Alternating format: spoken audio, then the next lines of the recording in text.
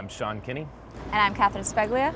And we are still here in Barcelona, bringing you news that otherwise would have come out during Mobile World Congress. Today we've got an interesting show for you. It's going to be about 5G and food. So let's start with 5G. You were telling me about a report Viavi's put out. Viavi Solutions revealed new data demonstrating a rapid surge in the spread of 5G technology. As of January 2020, commercial 5G networks have been deployed in 378 cities across 34 countries, according to the report. And for more information on the status of 5G globally, you can check out a report I'm actually working on that'll be coming out this March. Yeah, those numbers are really telling. It's interesting how quickly 5G has gone live in all these different geographies. And I think a key part of continuing that momentum is going to be dynamic spectrum sharing. I talked earlier in the week about Ericsson spectrum sharing solution, which is their DSS software. And this is really going to be key. In fact, today Ericsson put out a new presser that said 80% of their customers that are testing their DSS solution plan to deploy it within 12 months. So expect to see even bigger numbers in the next Viavi report, I'd expect. But as a matter of fact, I've got a call with Ericsson here in just a little bit to talk about dynamic spectrum sharing. You're not wearing a watch. All right, so we also said that today was going to be a food day in addition to 5G. One of my favorites is Xampanyet. This is a classic place in the Bourne, and we visited yesterday. Let's take a look.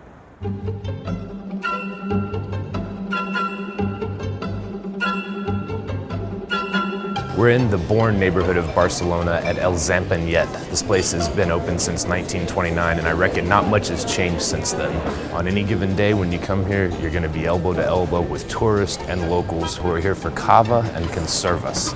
This place is a favorite with Mobile World Congress goers, and it's a favorite with the team at RCR. I think the first time I visited here, after we left, my boss told me that he would describe the theme of the place as fish and shouting, and that's not inaccurate. But they have some lovely bites in here, and it truly is a classic.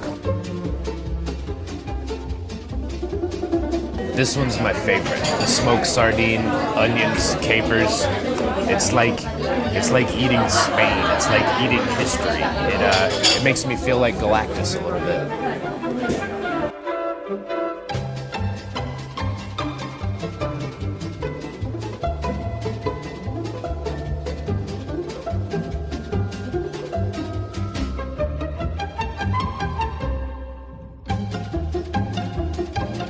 So we just enjoyed a Spanish omelet, some pan con tomate, and those sardines. Boy, those are one of my favorite bites. But whatever you get at Xampanyet, you're gonna leave happy.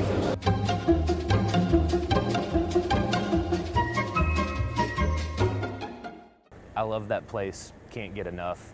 Probably gonna go back before we leave. All right, back to 5G. You were telling me about a cool 5G-enabled multicast project that's going on here in Barcelona, right? Yeah, actually, so Roden Schwartz is carrying out a trial of broadcast and multicast capabilities over 5G right here in Barcelona. The project went live a few days ago, but the team is transmitting a 5G live broadcast signal provided by Spanish broadcaster RTV on air, which highlights, a new mobile live experience that 5G can bring. Oh, very cool. Well, there's a lot of moving pieces here. We've talked earlier in the week about Qualcomm's X60. This is a modem, 5G modem for smartphones. We talked a little bit about what Intel's ambitions are in terms of 5G chips for base stations. One thing that we have not talked about, though, is filters. My colleague Kelly Hill back in the US conducted an interview with the CEO and CTO of Resonant to talk about the role of filters in 5G, particularly in the context of new spectrum bands and new combinations of spectrum bands. So let's take a look at part of Kelly's interview. Well, I think the key thing is we're trying to build on the success we had last year. Last year was kind of a coming out year for us as it relates to some new technology that we developed specifically for 5G. We demonstrated some of the first filters that had 10% bandwidth at that show to over 30 companies that came to visit with us. Through that engagement, we were lucky enough to sign a deal with the world's largest filter manufacturer for 5G filters focused on mobile phones. That leaves a big segment of the market. So what we were doing this year is we were going to actually demonstrate kind of our next generation of our XBAR filters that are specifically targeted for 5 gigahertz and 6 gigahertz Wi-Fi applications. Yeah, we think about spectrum as kind of like lanes on the highway, where you have traffic going in their lanes. What you don't want is cars bumping into each other and causing problems. What filters really do is channelize those different lanes and control the traffic flow and prevent data from interfering with one another. And as George brought up, last year we've shown filters that could accommodate 10% bandwidth, which is already revolutionary compared to traditional frequency bands that are maybe 3 to 4% bandwidth. And data rates are directly correlated with bandwidth. And what we were going to show this year was major breakthrough pushing 20%. And it's an exciting time in wireless, which we've been pretty stagnated in frequency ranges from 1 to 2 gigahertz for the last 20 years.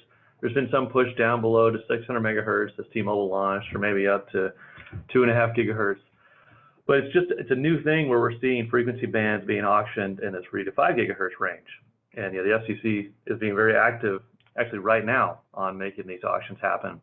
And as well as world deployments at what we call the N79 band and N77, where we're talking about 400 megahertz, 600, 900 megahertz kind of bandwidths. And that's what's going to be the key enabler for us to see 10 times increase in data rates on 5G networks and enable whatever the new killer apps are going to be. And that's what our company is really focused on, because as that technology launches over the next couple of years, is making sure we have the filters in place that can intersect the smartphone needs and make that reality of 5G happen. All right, Kat, so what else has been filtering across your desk? It's terrible. It's terrible fun. US Cellular has provided Wisconsin with its first 5G network in the city of Racine. The network deployed... You're from Wisconsin, right? Well, I live there now. In Madison? Yeah, it's close to... It's the cheese state, right? Yeah, we have cheese. All right, it's I'm good. sorry. Yeah. US Cellular. Yeah, right. The network was deployed using Ericsson and Nokia hardware and software capabilities.